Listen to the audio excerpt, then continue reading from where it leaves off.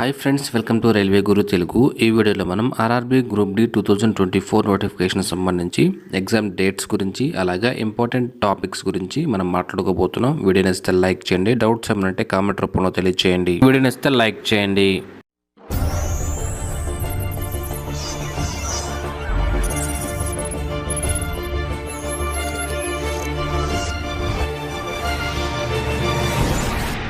Group D notification అనేది జనవరి 23, 2025లో మనకి రావడం జరిగింది. ఈరోజు వచ్చేసి మనకి 17th ఏప్రిల్. ఇప్పటికే మనకి అప్రాక్సిమేట్లీ 3 months కంప్లీట్ అయిపోయింది.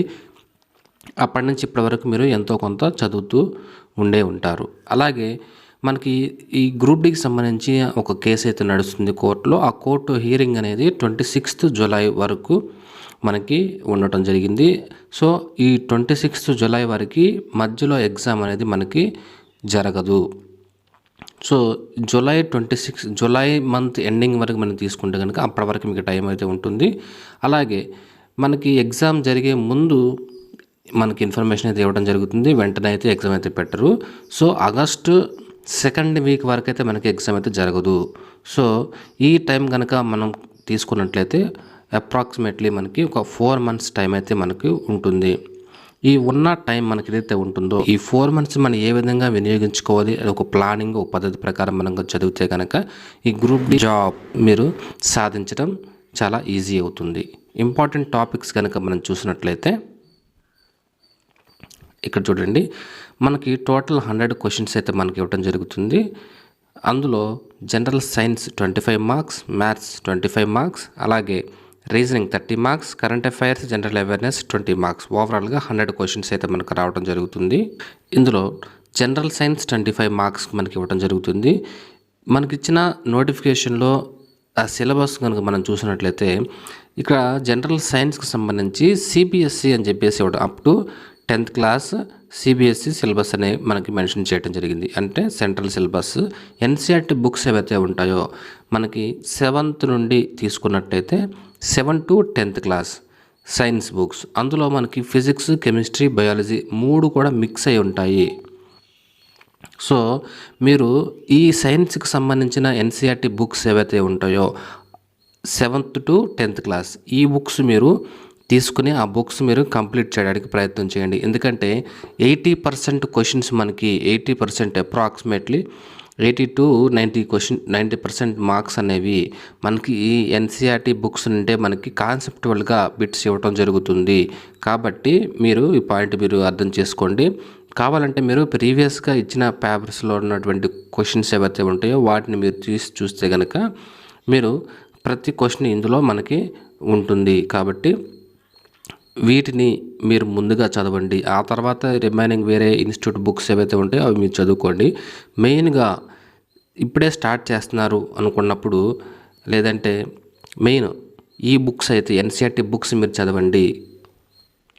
నెక్స్ట్ వచ్చేసి మ్యాథ్స్ సంబంధించి ఇచ్చిన సిలబస్లో ఏవైతే ఉంటాయో అందులో టాపిక్స్, ఇంపార్టెంట్ టాపిక్స్ మీరు ఇక్కడ మనం చూసినట్లయితే ఇక్కడ first number systems, LCM, HCF, మోడోమాస్, ratio and proportions, percentages, profit and loss, compound interest, simple interest, time and work, time and distance. So ఇక్కడ time and work, time and distance ఖచ్చితంగా పేపర్లో ఒక 3 క్వశ్చన్స్ కంపల్సరీగా ఉంటాయి. మీరు ఎంత బాగా నేర్చుకుంటే అన్ని మార్క్స్ మీకు రావడం జరుగుతుంది. అలాగే నెంబర్ సిస్టమ్స్, ఆ తర్వాత వచ్చేసి ఇవన్నీ బేసిక్స్ అనమాట. నెంబర్ సిస్టమ్, ఎల్సిఎం, హెచ్సిఎఫ్, మోడోమాస్, ratio and proportions, percentages, profit and loss, ఇవన్నీ కూడా మీరు మెయిన్ బేసిక్ ఈ కాన్సెప్ట్ కనుక మీరు బాగా నేర్చుకుంటే రిమైనింగ్ టాపిక్స్ అన్నీ కూడా మీరు ఈజీగా నేర్చుకోగలుగుతారు. ఫస్ట్ ఈ టాపిక్స్ మీరు ప్రిపేర్ అయిన తర్వాత రిమైనింగ్ టాపిక్స్ ఏవైతే ఉంటాయో వాటిని మీరు ప్రిపేర్ అవ్వండి. మీరు చదివేటప్పుడు కూడా మీరు యూట్యూబ్లో మీరు చూడండి, నెంబర్ సిస్టమ్స్ అని మీరు టైప్ చేసినప్పుడు మీకు తెలుగు కానీ, హిందీ కానీ, ఇంగ్లీష్లో కానీ నెంబర్ ఆఫ్ ఛానల్స్ ఉన్నాయి. మీరు స్టార్టింగ్ స్టేజ్ నుండి మీరు నేర్చుకుంటున్నారు. ఇలాంటి కోచింగ్ మీకు అవసరం లేదు. యూట్యూబ్లోనే నెంబర్ ఆఫ్ ఛానల్స్ ఉన్నాయి. ఈ టాపిక్ మీరు కొట్టిన తర్వాత అందులో కాన్సెప్ట్ మీరు బాగా నేర్చుకోండి. కాన్సెప్ట్ నేర్చుకున్న తర్వాత మీరు ప్రాబ్లమ్ సాల్వ్ చేయడానికి ప్రయత్నం చేయండి. ఆ టైం ఎక్కువ అవుతుంది అని చెప్పేసి చాలామంది అనుకుంటారు. టైం పట్టినా పర్వాలేదు. ఫస్ట్ మీరు కాన్సెప్ట్‌ని మీరు అర్థం చేసుకొని ఆ ప్రాబ్లమ్ సాల్వ్ చేయగలిగితే మీకు ఒక కాన్ఫిడెన్స్ అనేది వస్తుంది. ఆ కాన్ఫిడెన్స్ వచ్చిన తర్వాత ప్రీవియస్‌గా ఇచ్చినటువంటి క్వెషన్స్ ఏవైతే ఉంటాయో frequently asked questions previous questions ఏవైతే ఉంటాయో ఆ క్వెషన్స్ మీరు తీసుకొని ఈ టాపిక్‌కి సంబంధించి మీరు సాల్వ్ చేయగలుగుతున్నారా లేదా అనేది మీకు అర్థమైపోతుంది. ఒకవేళ మీరు చేయలేకపోతున్నారు అంటే మీరు కాన్సెప్ట్ ఎక్కడో మిస్ చేశారు. కాబట్టి మీరు మెయిన్‌గా కాన్సెప్ట్ నేర్చుకునే ప్రయత్నం చేయండి. టైం కోసం మీరు చూడొద్దు. ఆటోమేటిక్‌గా ఒకసారి మీరు సాల్వ్ చేయగలుగుతున్నారు, మీరు నేర్చుకున్నారు, మీకు కాన్ఫిడెన్స్ వచ్చింది అంటే గనక ఈజీగా మీకు టైం అనేది రెడ్యూస్ అవుతుంది ఆటోమేటిక్‌గా. సో, ఆ విధంగా మీరు ప్రయత్నం చేయండి. ఇంపార్టెంట్ టాపిక్స్ ఇవి మీరు చూసుకోండి. తర్వాత మీరు రిమైనింగ్ టాపిక్స్‌కి వెళ్ళండి.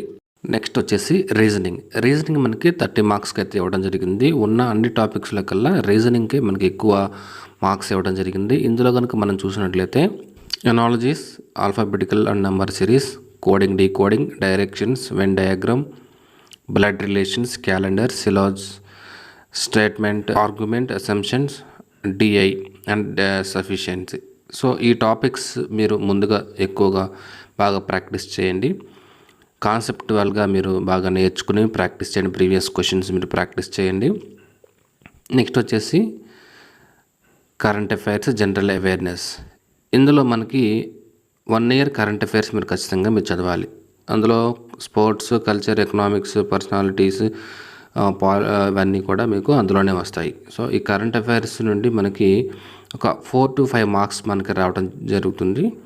రిమైనింగ్ టాపిక్స్ మనకి పాలిటీ, జాగ్రఫీ, హిస్టరీ, పాలిటీ మీరు బేసిక్గా మీరు వీటిలో మీరు నేర్చుకోగలిగితే ఓవరాల్గా మనకి 20 మార్క్స్లో కనీసం ఒక 7 to 8 మార్క్స్ అన్న వచ్చేలాగా మీరు ప్రయత్నం చేయండి. ఇక్కడ రీజనింగు అలాగే మ్యాథ్స్ ఈ రెండు కూడా బాగా ప్రాక్టీస్ చేస్తే మీకు మంచి స్కోర్ అయితే రావడం జరుగుతుంది. ఇక్కడ వచ్చేసి జాబ్ వచ్చే వాళ్ళకి రాని వాళ్ళకి మధ్య డిఫరెన్స్ ఇక్కడ ఈ జనరల్ అవేర్నెస్, కరెంట్ అఫైర్స్ ఇక్కడే కొంచెం మార్కులు అటు ఇటుగా రావటం జరుగుతుంది. ఇక్కడ మీరు కొద్దిగా కాన్సన్ట్రేట్ చేసి డైలీ బాగా ప్రాక్టీస్ చేస్తే కనుక మీకు మంచి స్కోర్ అయితే రావడానికి ఛాన్స్ అయితే ఉంటుంది. దీంతో పాటు డైలీ మీరు మాక్ టెస్ట్ రాయాలి. ప్రీవియస్గా అడిగే క్వశ్చన్స్ ఏవైతే ఉంటాయో వాటిని ప్రాక్టీస్ చేయాలి. అలాగే మీ చదివింది ఏదైతే ఉంటుందో షార్ట్ నోట్స్ రూపంలో మీరు తయారు చేసుకోవాలి. షార్ట్ నోట్స్ కనుక మీరు ప్రిపేర్ చేసుకుంటే ఎగ్జామ్ దగ్గరకు వచ్చేటప్పుడు అక్కడ మీకు రివైజ్ చేయడానికి ఈజీ అవుతుంది. ఈ పాయింట్ గమనించండి. షార్ట్ నోట్స్ చాలా చాలా ఇంపార్టెంట్. షార్ట్ నోట్స్ ప్రిపేర్ చేసుకోవడానికి ప్రయత్నం చేయండి. ఈ విధంగా కనుక మీరు చేసినట్లయితే మంచి స్కోర్ వస్తుంది. మీకు ఖచ్చితంగా జాబ్ రావడానికి అయితే ఛాన్సెస్ అయితే ఉంటాయి. డౌట్స్ ఏమైనా కామెంట్ రూపంలో తెలియజేయండి. వీడియోని ఇస్తే లైక్ చేయండి. Thank you friends.